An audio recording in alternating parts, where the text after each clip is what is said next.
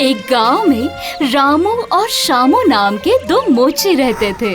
शामू बहुत अहंकारी था और उसका व्यवहार भी बहुत खराब था।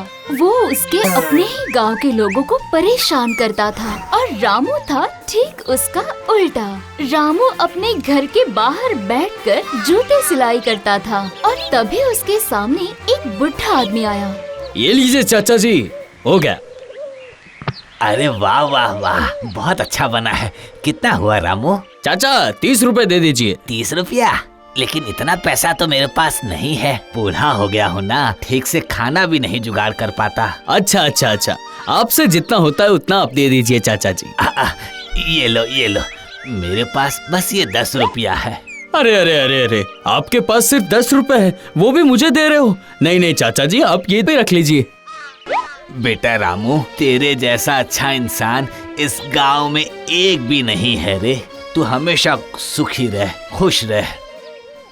क्या है रे रामू, लगता है सुबह सुबह तूने समाज सेवा शुरू कर दी है। नहीं, मैं तो वो तो ठीक है, तू उसी के लायक है। मुझे लगता है तुझे पैसे कमाने नहीं है। क्या बताऊं भैया, इस गांव में अमीर आदमी रहते ही कहाँ है। इसलिए तो मैं यहाँ पर जूते नहीं बेचता हूँ, शहर पे बेचता हूँ, ताकि 5 गुना ज्यादा पैसा कमा सकूँ। इसलिए तो मैं समाज सेवा नहीं करता हूँ।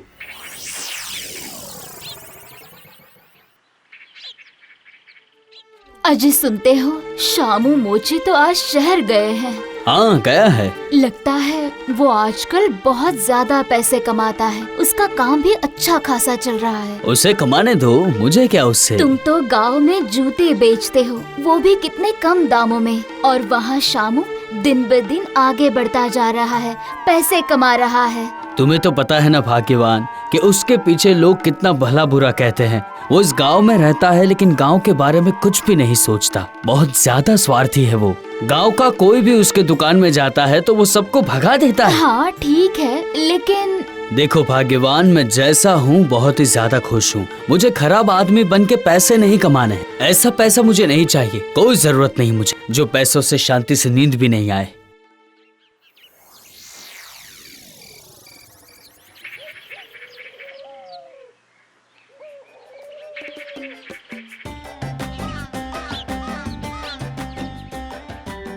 अरे भाई, सुनते हो?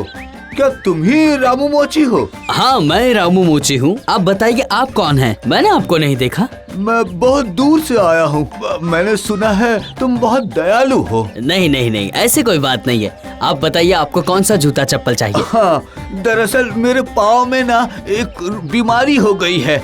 नंगे पैर चलते चलते डॉक्टर ने बहुत अच्छा चमड़े का जूता पहनने को बोला है, लेकिन चमड़े के जूते का दाम मेरे पास नहीं है। हाँ समझ गया। आपको जूता कैसा चाहिए वो बताइए। जैसा भी हो चल जाएगा, लेकिन पैसा। बोनी का आप मत सोचिए, मुझे पैसों की कोई चिंता नहीं है। मुझे नहीं चाहिए पैसे।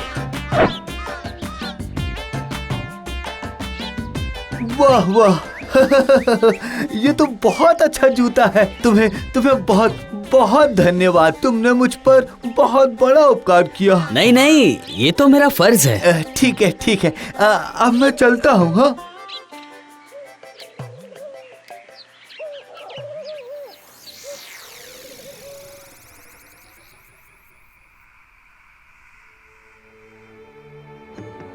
अजी सुनते हो, आपने इतने महंगे चमड़े के जूते इतने कम दामों में बेच दिए। अगर ऐसा ही चलता रहा तो हमारा घर परिवार कैसे चलेगा? वो चिंता तुम मत करो भाग्यवान, हमारा घर आराम से चलता है। ऊपर वाला सब कुछ देखता है भाग्यवान। ठीक है, चलिए खाना खा लीजिए और सो जाइए, बहुत रात हो चुकी है।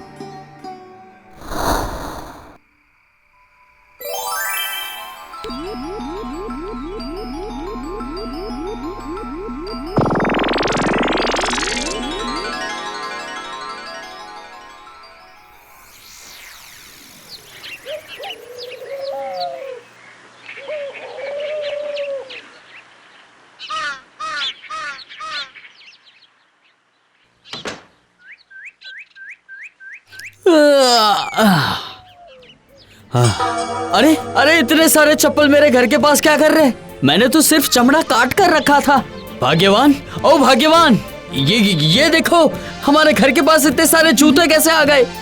अरे वाह, इतने अच्छे अच्छे जूते, लेकिन यहाँ कैसे आए और कौन लेकर आया? रामू मोची, घर पे हो ना? मुझे जूता खरीदना है। जूता है ना तुम्हारे पास? देखिए, कोई जूते लेने आए हैं, जल्दी जाओ जाओ।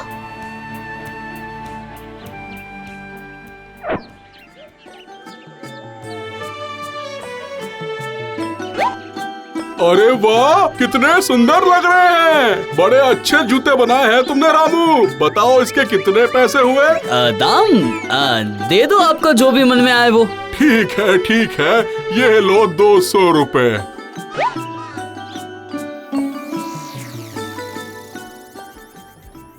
क्या भाई, मैंने सुना है कि तुम बहुत अच्छे अच्छे जूते बनाते हो। कहाँ है, कहाँ? दिखाओ दिखाओ मुझे एक जोड़ी दो। अरे वाह, ये तो बहुत ही सुंदर है।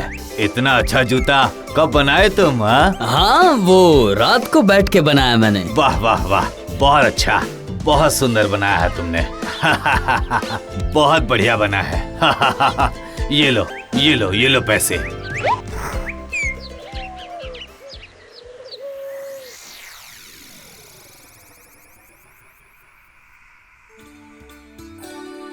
अरे वाह, हमारी 2 महीनों की कमाई एक दिन में ही हो गई। लेकिन भाग्यवान, मुझे एक बात समझ में नहीं आ रही है कि जूते आए कहाँ से इतने सारे? कौन छोड़ के गया होगा इस जूते को? वो तुम्हारे अच्छे कामों का फल था।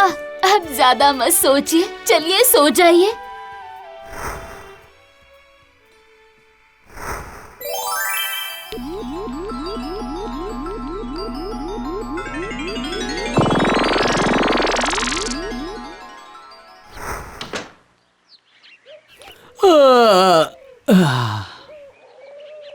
अरे, आज भी इतने सारे जूते।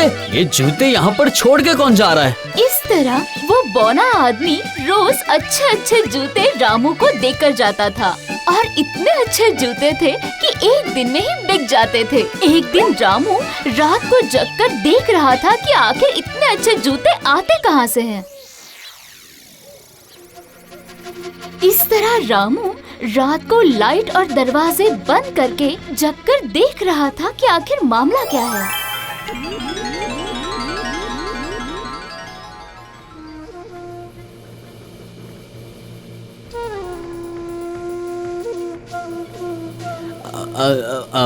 अरे, ये तो वही बौना आदमी है।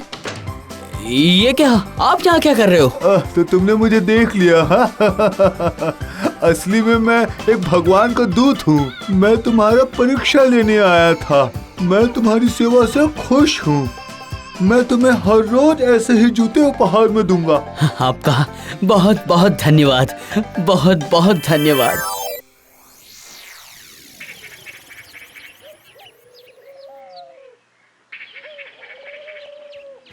और इस तरह रामू उन जूतों को हर रोज बेचता था।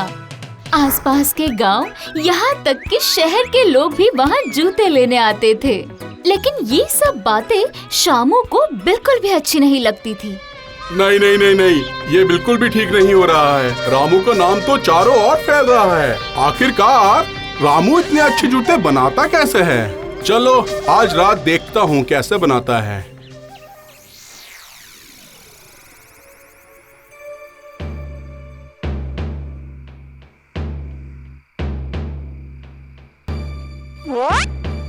चलो देखता हूँ कि रामू का असली रहस्य है क्या।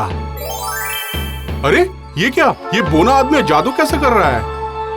अच्छा, रामू के जूते बनाने का रहस्य ये है। तभी मैं सोचूं कि रामू इतने अच्छे जूते बनाता कैसे है। इसको अभी पकड़ता हूँ। इसको पकड़ के मैं ले जाता हूँ, फिर मैं भी रामू की तरह अच्छे अच्छे जूते मार्केट में बेचूंगा।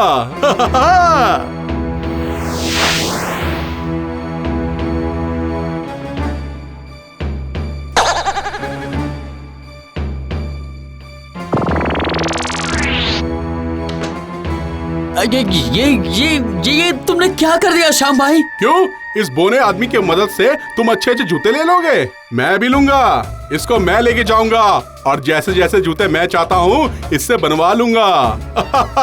देखिए शामू भैया, आप ऐसा मत कीजिए, इससे आपको मुसीबत होगी। आप मेरी बात समझने की कोशिश कीजिए। अब मेरे ये दिन आ गए कि मैं तुम्हारी बात को समझूं। अच्छा तो ये बात है, तो देखो मैं क्या कर सकता हूँ।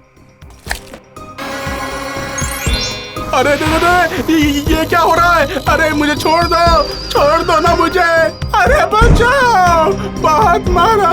मैंने शामू भैया को बार बार मना किया था कि ऐसा मत करो, ऐसा मत करो, लेकिन मेरी एक नहीं सुनी। मेरा लालच ही तुझे खत्म कर दिया बच्चे। अब इस हाथ से तू कभी जूते नहीं बना पाएगा, ये मेरा अभिशाप है। शामू को लालच की सजा मिली और उसने अपना जीवन खो दिया और रामू वहीं पर था और वो बन गया गांव का सबसे धनी व्यक्ति। और इस तरह रामू और उसकी पत्नी खुशी से दिन बिता रहे थे।